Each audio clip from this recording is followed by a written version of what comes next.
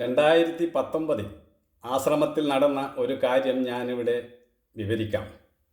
2019 അമ്മയ്ക്ക് Palakkad, Kozhikode, Thrissur, Ernakulam, Mauritius, Singapore ഇങ്ങനെ ഒരു പരിപാടി ഉണ്ടായിരുന്നു.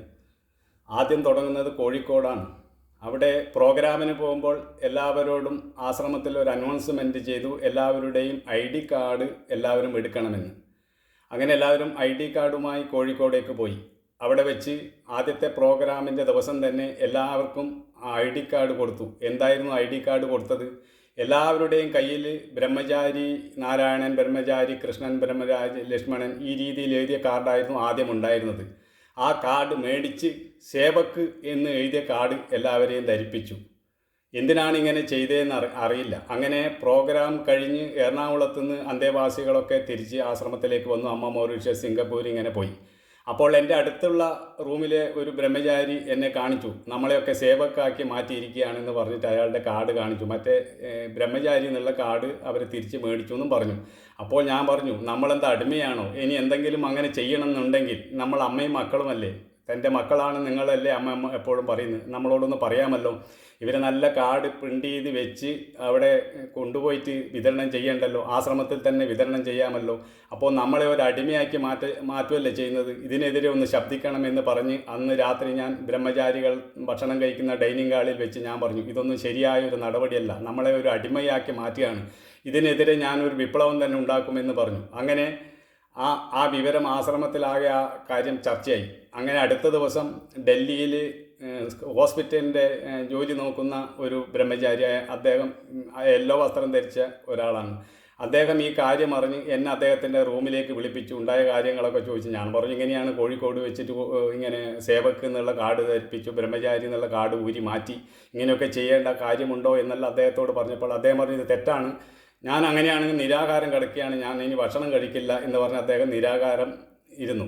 അപ്പോൾ ആ വിവരം ആശ്രമത്തിൽ ചർച്ചയായി. അമ്മയുടെ അടുത്തൊക്കെ ആരോ അറിയിച്ചു. അങ്ങനെ അടുത്ത ദിവസം രാവിലെ ഞങ്ങൾ ഭക്ഷണം കഴിക്കുന്ന ഡൈനിങ് ഹാളിൽ വെച്ച് ഒരു മൂത്ത സന്യാസിയുടെ നേതൃത്വത്തിൽ ഒരു മീറ്റിംഗ് വിളിച്ചു. അവിടെ വെച്ച് അമ്മ പറഞ്ഞ കാര്യങ്ങളൊക്കെ പറഞ്ഞു. രാമകൃഷ്ണ മഠത്തിലൊക്കെ ഇങ്ങനെയാണ് എന്നൊക്കെ പറഞ്ഞു. അപ്പോൾ അവിടെ ഒരു ഡോക്ടർ സ്വാമി ഉണ്ടായിരുന്നു. അയാൾ പറഞ്ഞു, രാമകൃഷ്ണ മഠത്തിലൊന്നും ഇങ്ങനെയല്ല എന്ന് പറഞ്ഞു. അപ്പോൾ ഞാനെന്തോ പറയാൻ എഴുന്നേറ്റ് പറഞ്ഞു, ഇങ്ങോട്ടൊന്നും പറയണ്ടെന്ന് പറഞ്ഞു. അങ്ങനെ അതവിടെ പറഞ്ഞ് തീർത്തു. ആ ബ്രഹ്മചാരിൻ്റെ നിരാഹാരം പിൻവലിക്കുകയും ചെയ്തു. അത് കഴിഞ്ഞ് അമ്മ പ്രോഗ്രാം കഴിഞ്ഞ് ആശ്രമത്തിൽ വന്ന് ആദ്യത്തെ ദിവസം ഭജനക്ക് വന്നപ്പോൾ ഞാൻ മുമ്പ് തന്നെ ഇരിപ്പുണ്ടായിരുന്നു.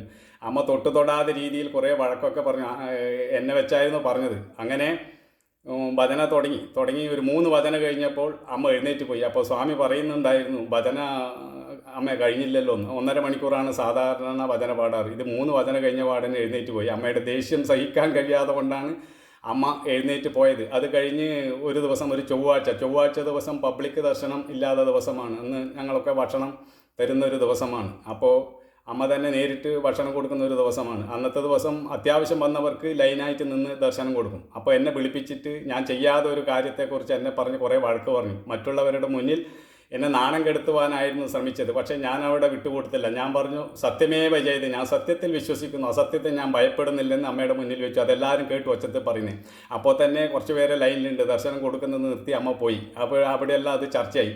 അതിനുശേഷം ഈ ചർച്ചയെല്ലാം ഇങ്ങനെ കൊടുമ്പിരി കൊണ്ടിരിക്കെ അമ്മ ഇങ്ങനെ എന്തെങ്കിലും പ്രശ്നമുണ്ടാകുമ്പോൾ ചില അടവുകൾ എടുക്കും. അപ്പോൾ ഒരു A5 പേപ്പറിൽ എല്ലാവരുടെയും സാധന ഇത്ര സമയം, സേവനം ഇത്ര സമയം, ധ്യാനം ഇത്ര സമയം, അർച്ചന ഇത്ര സമയം എന്ന് ഓരോ കോളം ഇട്ട് അതിലെല്ലാവരും എഴുതി പൂരിപ്പിച്ച് തരണം എന്ന് പറഞ്ഞിട്ട് കൊണ്ടുവന്നു. എൻ്റെ അടുത്ത് കൊണ്ടുവന്നു. ഞാൻ പറഞ്ഞു, ഞാനിതിൽ ഒപ്പിട്ട് തരില്ല. ആദ്യം ഈ ചെയ്ത കാര്യത്തിന് ഈ ജന്മചാരികൾ അവരോട് ചോദിക്കാതെ സേവക്ക് മാറ്റിയതിൻ്റെ അത് പറയാൻ പറഞ്ഞു. അങ്ങനെ ഞാൻ കൊടുത്തില്ല. അപ്പോൾ അന്ന് ഞാൻ പ്രസ്സിൽ പോയപ്പോൾ ആശ്രമത്തിൽ ഒരു പ്രധാനപ്പെട്ട അമ്മയുടെ അടുത്ത് ദർശനത്തിനൊക്കെ പിടിച്ചു കൊടുക്കുന്ന ഒരു കുറച്ച് വയസ്സുള്ള ഒരാളാണ്. അയാൾ പ്രസ്സിൽ വന്നു, എന്താ നാരായണ ഇങ്ങനെയൊക്കെ ചോദിച്ച് എൻ്റെ അടുത്ത് കുറേ സംസാരിച്ചു. ഞാൻ പറഞ്ഞു, ഈ ചെയ്തലൊക്കെ ശരിയാണോ, ഇങ്ങനെയൊക്കെ ചെയ്യാൻ പാടുണ്ടോ, ഞങ്ങളെന്തോ അടിമയാണോ എന്നൊക്കെ ചോദിച്ച് സംസാരിച്ചു.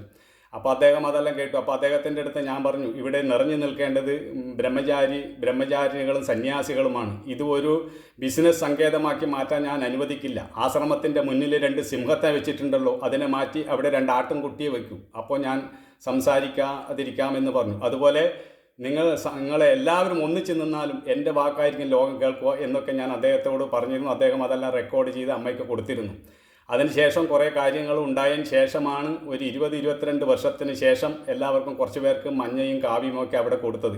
ഇന്ത്യയിലെ എല്ലാ ആശ്രമത്തിലും 12 വർഷം 10 വർഷമാകുമ്പോൾ എല്ലാവർക്കും സന്യാസം കൊടുക്കും. ഇവിടെ 20-25 വർഷം നിന്നിട്ടും യെല്ലോ വസ്ത്രം മാത്രമേ കൊടുക്കുന്നുള്ളൂ. അതിനൊന്നും ഇവിടെ താല്പര്യമില്ല. ഇതന്നെ വളരെ ബഹളം വെച്ചതിന് ശേഷമാണ് ഇത്രയും കൊടുത്തത്. ഇങ്ങനെയാണ് ഒരു ആശ്രമം പോകുന്നത്. എന്തും ഞങ്ങൾക്ക് ചെയ്യാൻ പറ്റും, ഞങ്ങളാരും ചോദ്യം ചെയ്യാൻ പറ്റില്ല എന്ന നിലപാടാണ് ഉണ്ടായിരുന്നത്. അന്ന് തൊട്ടേ ഇവർക്ക് എന്നോട് ദേഷ്യമൊക്കെ ഉണ്ട്. ഞാനന്ന് എല്ലാ വസ്ത്രമൊന്നും എടുക്കുന്നില്ലെന്ന് വെച്ചാൽ അപ്പോൾ അന്തേവാസികളൊക്കെ പറഞ്ഞു, നിങ്ങളാണല്ലോ ഇതിനെതിരെ എല്ലാം ഇവരിങ്ങനെ ചെയ്യുന്നതിനൊക്കെ പറഞ്ഞു, അപ്പോൾ നിങ്ങൾ ഇത് ചെയ്യണം അല്ലെങ്കിൽ മോശമല്ല എന്നൊക്കെ പറഞ്ഞിട്ടാണ് ഞാൻ എടുക്കാൻ തന്നെ തയ്യാറായത്. എന്നിട്ട് എന്നോട് പല അമ്മയുടെ ഭക്തന്മാരും എനിക്ക് എഴുതുന്ന ഒരു കമൻറ്റാണ്, വസ്ത്രം ഊരി പോകൂ, വസ്ത്രം ഊരിയിട്ട് സംസാരിക്കൂ എന്നൊക്കെ. ഈ വസ്ത്രം ഞങ്ങൾ എടുക്കുമ്പോൾ ഒരു ഫോം ഞങ്ങൾ ഫില്ലപ്പ് ചെയ്ത് കൊടുക്കുന്നുണ്ട്. അത് സ്വന്തം ഇഷ്ടപ്രകാരമാണ് വസ്ത്രം ധരിക്കുന്നതും പേര് സ്വീകരിക്കുന്നതും എന്ന് അതിൽ എഴുതി ഒപ്പിട്ട് കൊടുത്തിട്ടുണ്ട്. ഇതൊന്നും അറിയാതെ ഭക്തന്മാർ, യാതൊരു കാര്യവും അറിയാതെ വെറുതെ വന്ന് കമൻറ്റ് ചെയ്ത് ചിന്തിക്കണം. ഞങ്ങൾ 10-28 വർഷം ആശ്രമത്തിൽ നിന്നിട്ട് അനുഭവങ്ങളാണ് പുറത്ത് പൊതുജനത്തോട് പറയുന്നത്. ഇത് പൊതുജനത്തോട് പറയേണ്ടി വരുന്നത് യാതൊരു വിട്ടുവീഴ്ച മനോഭാവവും ഇല്ലാത്തത് കൊണ്ടാണ്. ഇവിടെ ദുര്യോധനൻ സൂചി കൊണ്ട് കുത്താനുള്ള സ്ഥലം പോലും പാണ്ഡവർക്ക് വിട്ടുകൊടുക്കില്ലെന്ന വാശിയിലാണ് മഹാഭാരത യുദ്ധം വന്നത്. അവിടെ പിന്നെ യാതൊരു വിട്ടുവീഴ്ചയും ചെയ്യേണ്ട അർജുൻ എന്നാണ് അർജുനോട് കൃഷ്ണൻ പറഞ്ഞത്.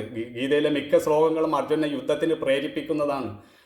അധർമ്മത്തോട് സന്ധി സംഭാഷണം ചെയ്യരുത് എന്ന സന്ദേശമാണ് ഗീത തരുന്നത്.